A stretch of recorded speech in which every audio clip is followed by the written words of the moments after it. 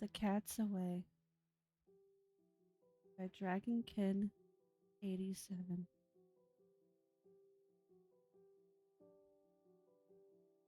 My fiance Robert had gone to his best friend Lewis's house for a night of gaming and movies.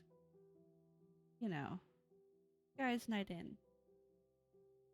I personally imagine a lot of manly grunting and crude jokes.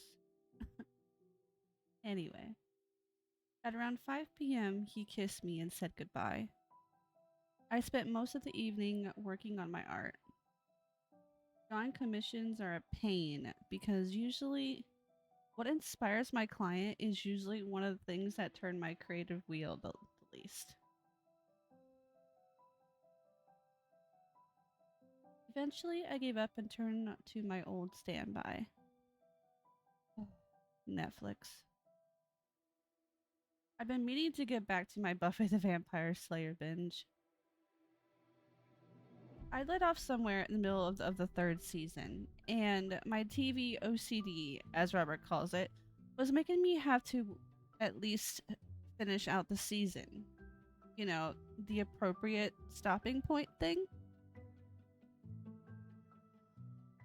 I was about 3 episodes in when I heard some of the sort of commotion in the backyard. I, I paused, resulting in Spike being stuck with a hilarious look on his face, and went to check it out. When I got to the backyard, nothing was out of the ordinary, at least that I could see. I shrugged and told myself that it was most likely our cat getting into a fight. Leo can be an ornery little butt when the mood takes him. When I got back to my computer, I happened to notice the time. 1 a.m. That made me decide to finish the episode and go to bed. You know the routine: brush your teeth, floss, check yourself out in the mirror for any huge zits, that sort of thing. After that, I headed to our bedroom, stripped down, and curled up into bed. I was just in that weird half dream where you're 90% asleep, but your brain hasn't shut off completely. When I heard the bedroom door open, I didn't think that was odd because sometimes these all nighters ran short when Lewis had to work the next day. I sleepily murmured, "I'll come back, honey," without ever opening my eyes. Robert walked over and gently stroked my cheek, then leaned down and kissed me tenderly. Almost like I was glass and would break if he touched me too roughly. I heard him walk around to his side of the bed, disrobe, and get in. I remember hearing the buckle of his belt hit the floor. I felt the bed shift under his weight as he settled in. I listened to his breathing smooth out, then drift off to sleep.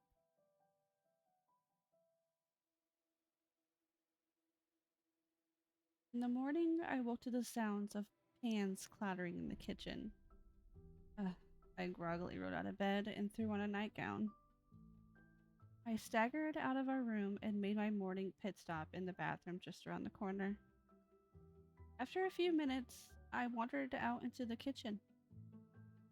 Robert was making me eggs for breakfast. He hates them, but knows I like them, especially fried eggs between two slices of wheat bread with mayo and honey mustard. I smiled and kissed his cheek. "Good morning, hun," I said. "How'd you sleep?"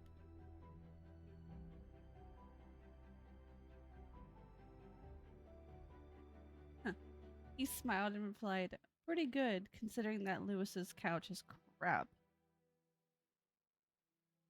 Um, my brow furrowed with the confusion as I said, "But you slept here last night."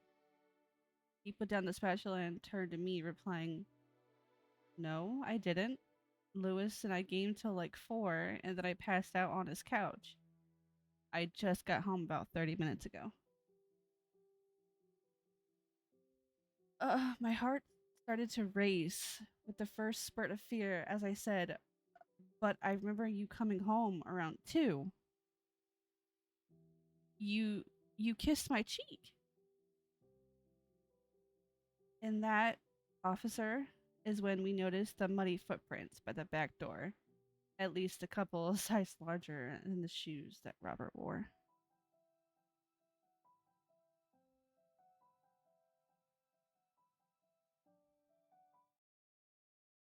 Thank you guys for tuning in once again, and I hope you enjoyed this reading. It was kind of hit and miss with me, but I liked how the story flowed, and I love how the author just painted this story and little movie about her finding out that the man that she slept with that night wasn't her husband, and he kissed her, and oh, so good.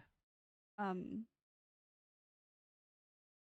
if you guys have any comments, suggestions, or just want to discuss the reading, please feel free, to put them in the comments below.